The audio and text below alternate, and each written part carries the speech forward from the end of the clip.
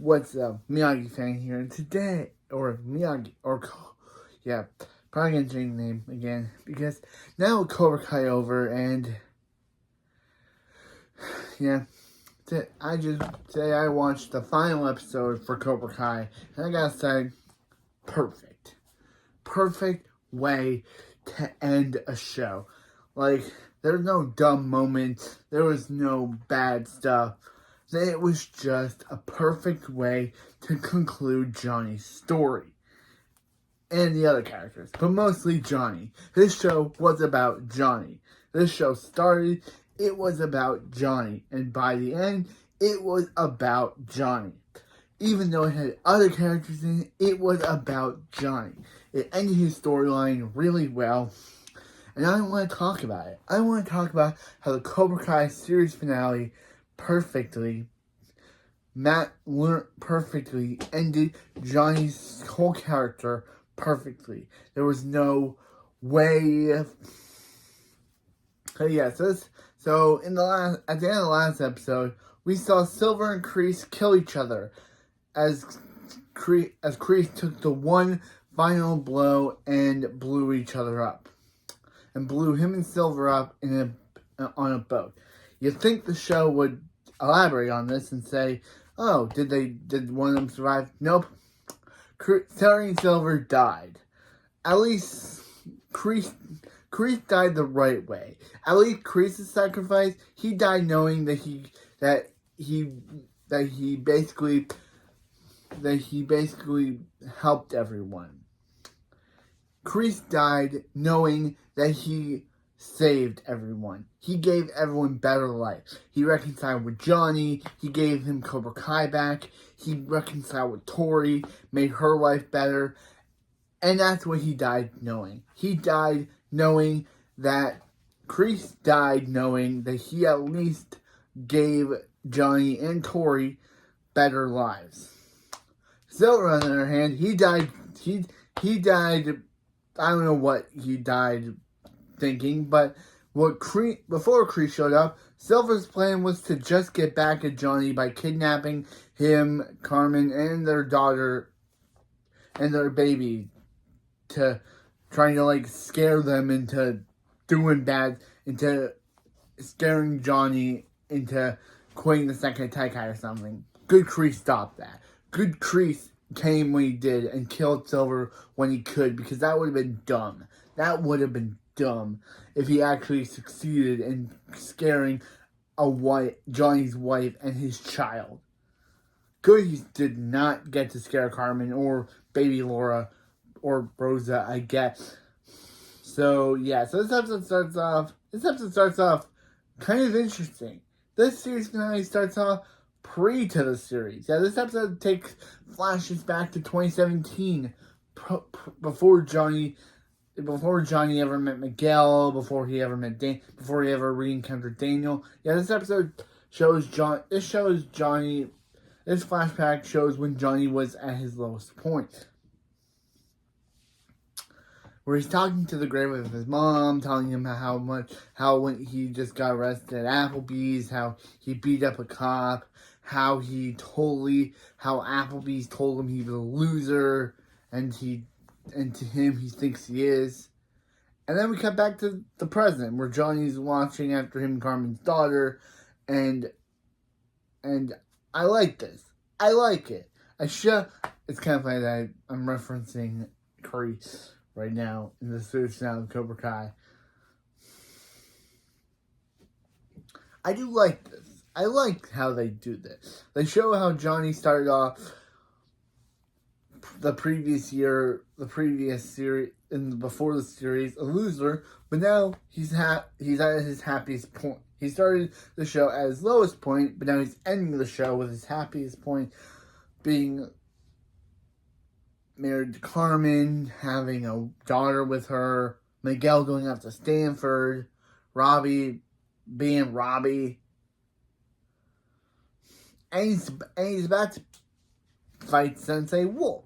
So you know that So then we cut to we cut back to the old Cobra Kai strip mall as Daniel and Chosner and all the other team and all the other Miyagi are training Johnny for his fight against Wolf. Johnny notices that Daniel kind of notices that Johnny's kind of off. That Johnny's acting a little bit weird. And Johnny says that, and Daniel says as Johnny Sensei, but also as his friend. He hears Johnny Sensei, but also as his friend. Yeah, again, I like that. Wow, I'm referencing Chris again. I like that. I like how they show Johnny has friends. That Johnny started off the show as a loser who wanted to do with no one. That, as he said in the last episode, as he yelled at Kreese, that what Kreese did make Johnny trust nobody. And that's why he was so standoffish to Miguel at the start of the show, because he didn't know if he didn't want to trust him. But it was Miguel over time that made Johnny learn that he could actually trust people.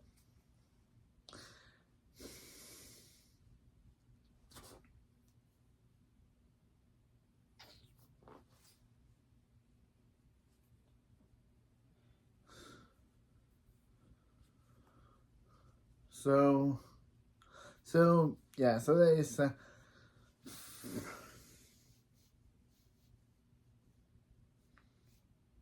oh yeah.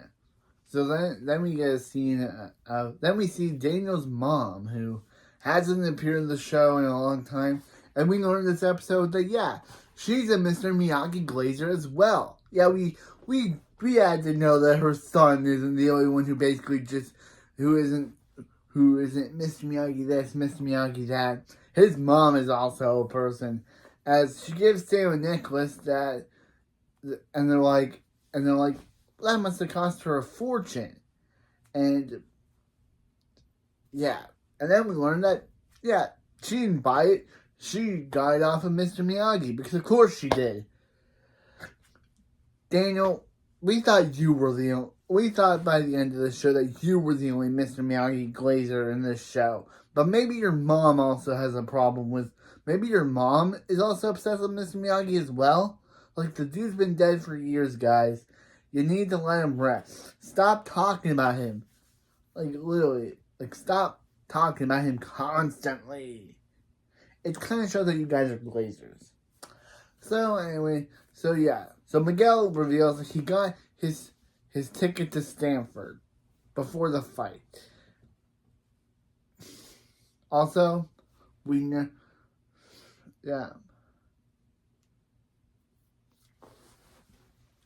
weird that we never get a scene of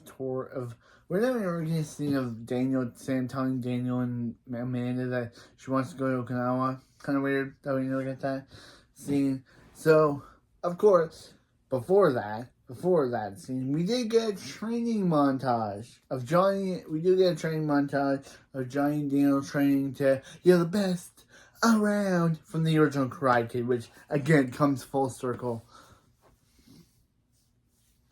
So Robbie and Tori get scouted for an internship for people who get. So Robbie and Tori are so happy that they get scouted by a karate company. I think they're a karate company. Yeah, I think they're a karate company. Also, we get a scene of Yasmin and Dimitri. I'm glad they brought Yasmin back, because we have not seen her since she and Dimitri broke up off screen in part 2. So I guess in this episode it officially confirms that she forgave him, and they get back together by going in a different area and sleeping together. So I guess, again, Yasmin's another character that I like, because she has had a lot of growth from this show. She started off as your typical mean girl bully, but then over time, thanks to her friendship with Dimitri, she learned that maybe she was in the wrong. And because of her and Dimitri's relationship, she basically... Also, it's kind of weird that Nicole Brown, aka Aisha, didn't return for this finale episode. Kind of weird. Like, I guess, like, at the end, we see it, at the end of this Cobra Kai, we see a girl that kind of has the same voice as Aisha and remind me of her. But kind of weird that she was Johnny's second student and we don't get to see her at all. Could Nicole Brown not come back? Could they not get her back? Because the last time we saw her was in season 4. Yeah. Wait, no, season 3. I think, season 3. Or season 4. I think it was season 3. Well, no, yeah, it was season 3. I don't remember right now. That's the last time we saw her. Last time we saw Aisha was with her cameo in season 3. So yeah. Kind of weird they shouldn't make a cameo here. It would have been cool to see her one last time, but the writers didn't think so. So anyway,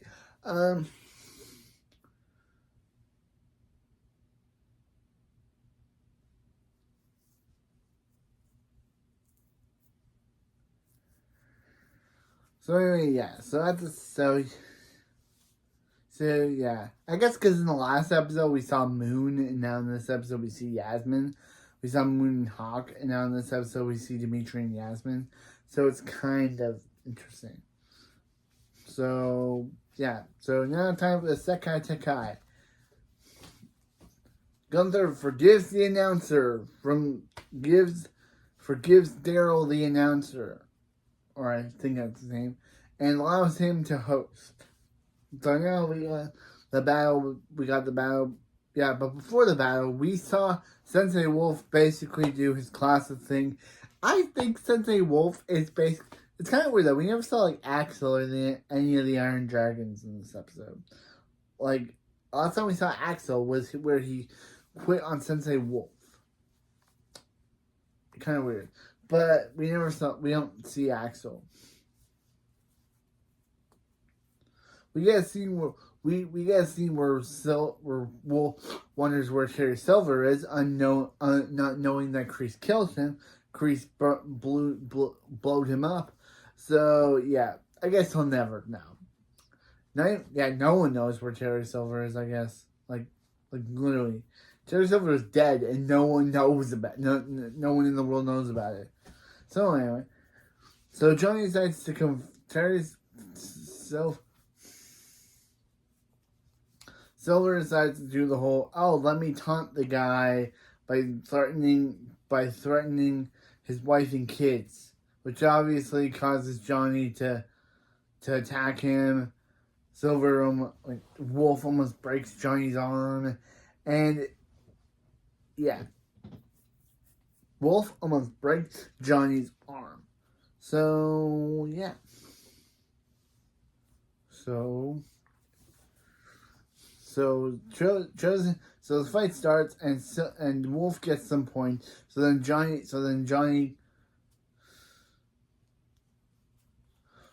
calls a timeout and reminds Johnny that he's Cobra Kai. Also, we see Daniel in a black gi representing Cobra Kai, and it's really cool. Even Amanda's kind of into it. She's like, wow. She never knew how hot Daniel would look in a black gi. Yeah, Amanda's into this. Like, she's like, bro, wear that black gi more often around the house, my guy.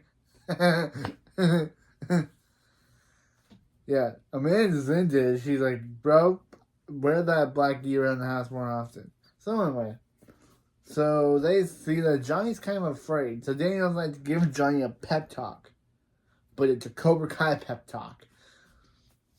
By giving the Cobra Kai mantra. Pain does not exist in this dojo. Fear does not exist in this dojo. Mercy does not exist. Mercy does not exist in this dojo, does it? The four. I think he also says, yeah. And fear does not exist in this dojo, does it? The 4 mantras. So Johnny's powered up. Yeah, he gets some points off of Wolf, but then they decide to call for a final timeout. So Johnny decides to motivate him some more.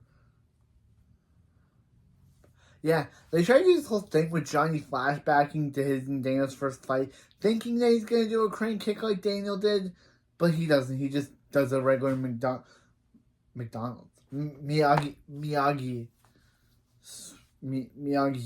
whip, and Daniel and Johnny win.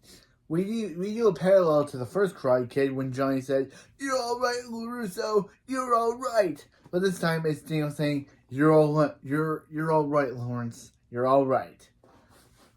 We get a cool shot. Yeah, Johnny. Yeah, we get a cool shot of Johnny. Johnny becomes a cool. Yeah. Yeah, we get a cool shot of Lyle and some other guys in a bar while they talk about Johnny, and Johnny's able to win. Yeah. They announced Cobra Kai as the winner of the Sekai Taikai, meaning that Johnny can now take his karate all around the world. He's not gonna. We all know he's not. But still, it's interesting to know. We get a cool Cobra Kai Kid YouTuber. We get a cool YouTuber Cobra Kai Kid cameo in this episode. I tried to look for it. I couldn't see it. Good job, Drew. Good job, Drew, Cobra Kai Kid. You've interviewed so many Cobra Kai cast members, so for you to be in the show yourself, that's a good job. I wish I would have been able to be in the show myself, but I wasn't. So I'm glad that he was able to at least get into the show in a little cameo a bit. I tried to find it, but I couldn't find it anywhere.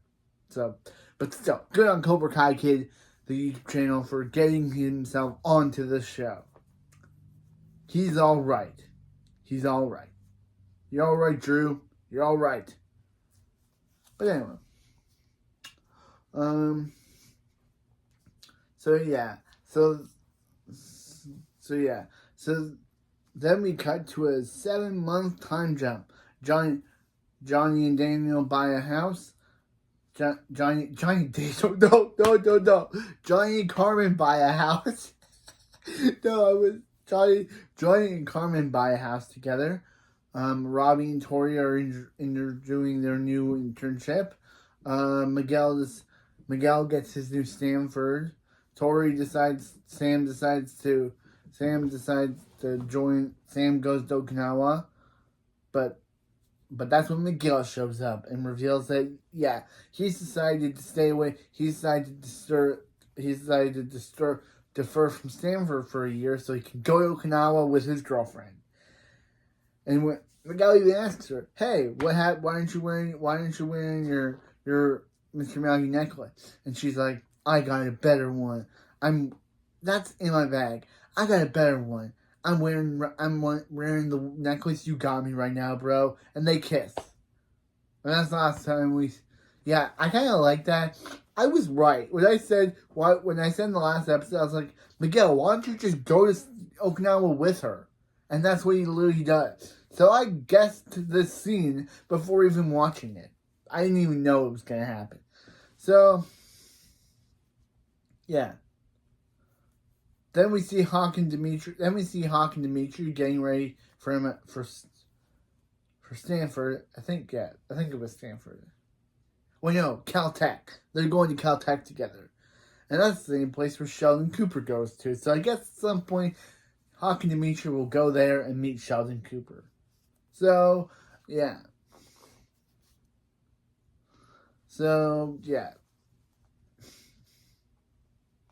Then we see a shot. Then we get a cool shot of Johnny having his win be pictured in a magazine. And then we get cut to the Cobra Kai dojo where Stingray's back. And of course you knew that you couldn't have a series finale with Stingray. He was in the first part, and now he's in the final part. So Stingray opens the Cobra Kai dojo for a bunch of kids, telling them that they'll make great cobras. But then his mom calls and he has to leave. We see Kim. Then we see Kim after the last episode. At the start of the part where Kim kills her grandfather, to save Kreese, from, because her grandfather wanted her to kill Kreese, but Kreese inspired her to take over the Dojang for herself. So she kills her grandfather, and she and Chosen decide to lead the Korean. She and Chosen decide to team up, decide to take over his Dojang and lead it together. So yeah, I guess Chosen does have a girlfriend. They've spent this entire show kind of building that up. Like, literally, in this season alone, Amanda and Daniel decided to team up, decided to have Chosen go on a date with Moon's mom. But that, and I guess this episode does, like, literally, that episode did kind of foreshadow Kreese and Terry's death. As Moon's mom did foreshadow by saying that someone would die around Chosen, and that someone dying around him would happen to be Terry and Kreese. So yeah. So yeah. And being with Moon's mom made Chosen realize that Kim was the person he wanted to be with. So because Kumiko just wanted him as a friend, because she found someone else. Even though we already did that storyline in the second half of him going to Okinawa to find out that she was dating a towel guy. They had to really redo that storyline again. This half about her being in love, her Kimiko friend zoning him. So he decided. So after meeting with Moon's mom and seeing Johnny win, Chosen decided to go to Korea and run Kim's dojo with her. So I guess that's how they're ending Chosen's storyline. Yeah. Then we got back to Johnny, where Johnny is teaching a bunch of nerds with Anthony. Yeah, Anthony, Kenny, and Devin decided to enlist in Cobra Kai. And also in this episode, we saw Sam wearing a Cobra Kai gi. I know I've been joking the entire show of how I wanted her to enlist in Cobra Kai. I guess the show's finally decided to give me my wish of having Sam join the dojo. Of course, she doesn't join it. Again, she just wears a gi. But Anthony does. So Anthony decides, so yeah. And also, I like how Johnny refers to how he transformed Miguel from a beta duckling into an alpha swan. That was kind of great. That was kind of a good moment. How he mentions how he turned Miguel from a beta duckling into an alpha. How Johnny's training with Miguel turned him from a beta duckling into an alpha swan. So now he wants to turn the rest of these kids into beta ducklings, into alpha swans. But also they'll also be training under Daniel as well, which shows a really good shot that to kind of avoid what happened in the previous series when he ran Cobra Kai and only turned them into jerks. He now will have them be he'll now be having his new generation of kids be training under him and Daniel. So yeah, and then he says, and then they all say yes, sensei. Oh wait, no. He first tells the girl to take off her glasses and buy new ones because there's no way he's gonna allow nerdy glasses in his dojo. You know Johnny, he may want to train nerds, but he doesn't want them to look like nerds. Cause it's Johnny. So yeah. So yeah. So then Johnny says So yeah, so then we get a shot of them training under Miyagi-Do, and then he says, then we get an ender. Except for it's not an ender, we get a post-credit scene to end the show. But I'll first talk about that post-credit scene. I'll talk about that post-credit scene after I'm done this talking about this scene, the actual final scene of Cobra Kai. And so so Johnny makes them all say yeah. So Johnny says some stuff, And they say, yes, sensei. And he says, I can't hear you. And they're like, yes, sensei. It's, and then Johnny smiles. Then we get cut to the logo that they always use. And you think, that's the end. Nope. We see the show's creators pitching a we see the show's creators playing different characters, trying to pitch the show, as we see Johnny and Daniel talking about their plans. Johnny about how they're having how he wants Anthony to work at Cobra Kai. Johnny's like, okay, that kid definitely needs some things. Yeah, Anthony hasn't been mostly in this season. Aside from him in the first half where he pooped his pants, then the second half where he just sat down, then here where he kind of just says goodbye to Sam, Anthony has been kind of another character. So, yeah. So then he says about how he'll let Kenny and Devin train there too at Cobra Kai Miyagi too.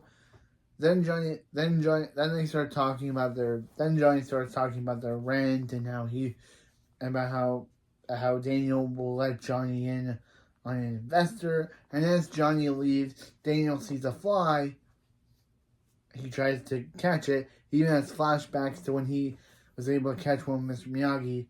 But before he can catch one like the good time, Johnny then comes in and squashes the fly. And that's how we end. We end with Johnny. We end Cobra Kai the series with Johnny squashing a fly. So was that a good ending? Yes. This show ended perfectly. I'm glad they didn't do a season 7. I'm glad that the show creators didn't give in to Netflix demand and force a season 7, because this show just ends perfectly. This show ends perfectly. I'll also be probably doing a season 6 DVD when it comes out and I buy it. But still, I'll have to buy the collection as well. But still, this show is just perfect. It was dumb, funny, good at times, dumb, funny, perfection. And that's what this finale is. It's dumb, funny, perfection. Johnny went from a bummed loser to someone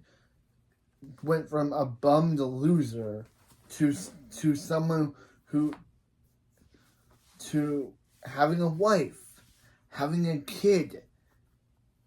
Daniel went from let's talk about it. Ralph Macchio was the worst actor in this. I'm not going to disrespect Ralph, but I just gotta say it. He was not given the best material in this show. And even in the finale, it just felt like, man, he's not a really good actor. Every moment of his felt like the meme where Nostalgia Critic says, I'm acting. And that's what it felt like. Ralph Macchio thought he was saying, I'm acting. Because he's not a good actor. Now with Ralph Macchio returning to movies with Karate Kid Legend, maybe he can go back to being a good actor. Because in this show, he was not a good actor. I don't want to disrespect Ralph. I have so much love for Ralph Macchio. But I just gotta say, in this show, he was not good. You know who was good? Johnny. Johnny was the best actor in this. And he wasn't it didn't feel like he was the worst actor in this. So, yeah. Speaking of Daniel, let's go through his character arc. He kind of didn't have any. Literally, he started off as a car salesman, ended the show now respected, now friends with Johnny. They kind of even forgot about LaRusso Auto. Wasn't he supposed to be a car salesman? What about that? he just gave it up for karate. And even though there's some seasons where he was shown as a car salesman, there was no scene in this episode where them at Luso Auto. Yeah. I liked Tori's character from bloodthirsty psychopath to someone from bloodthirsty psychopath to someone who actually wants to protect her friends.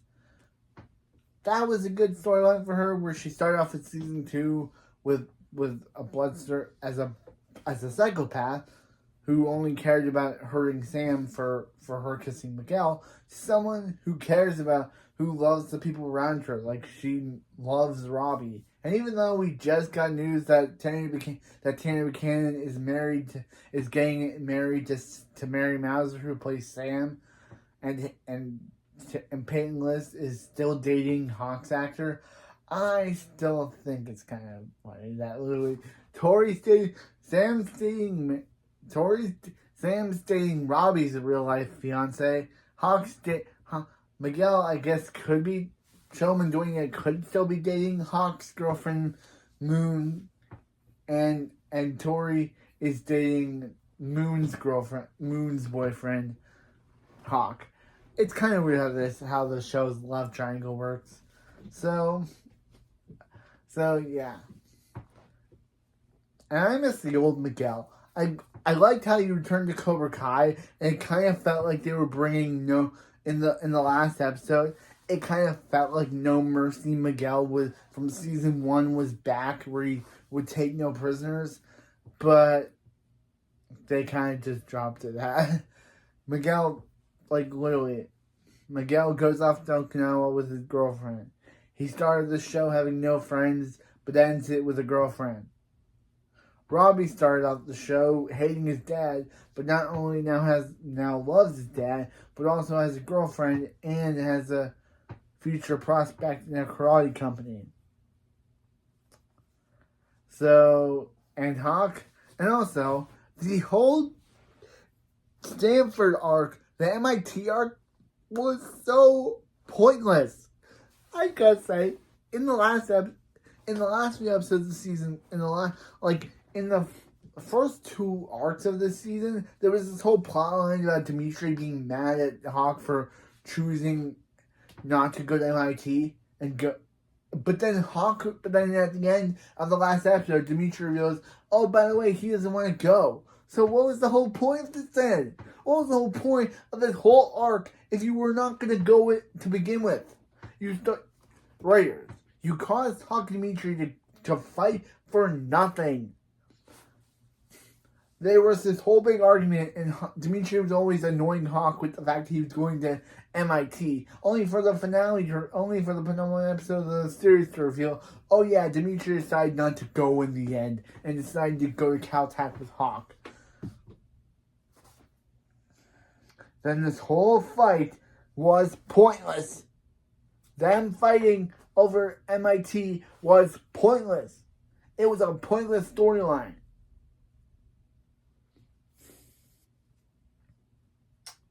But anyway, does that defer this finale from being awful, from still being perfect? Nah. I may have one problem with the show's storyline overall, but that doesn't mean the entire season was bad. Kwan's death was handled, even though they literally wanted to start a fight over it, and even though they wanted to start a battle over it, Kwan's death was handled really well. I'm excited to see what the next movie, Karate Kid Legends, will do. Now that we have ended Cobra Kai. Karate Kid Legends takes place 3 years after the ending of this. We don't know. Hopefully Daniel mentions what happened to all the characters after this. Hopefully we get a mention of what Sam is doing, or what Miguel is doing, or what all the characters are doing.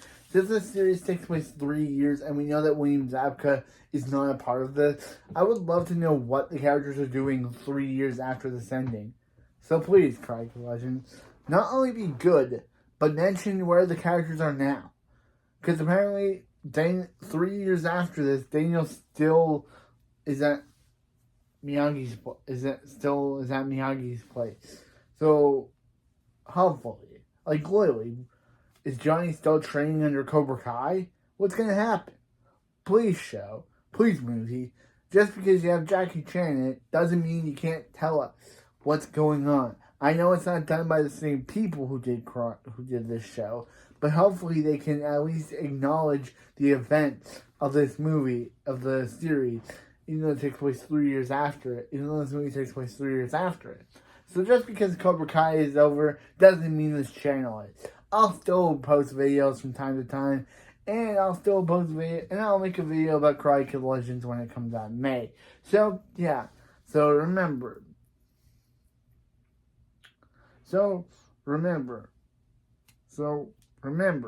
Cobra Kai never dies. And we don't have to be bad. We don't have to be badass, but we just have balance. See you next time. We have balance, but we're still badass. See you next time.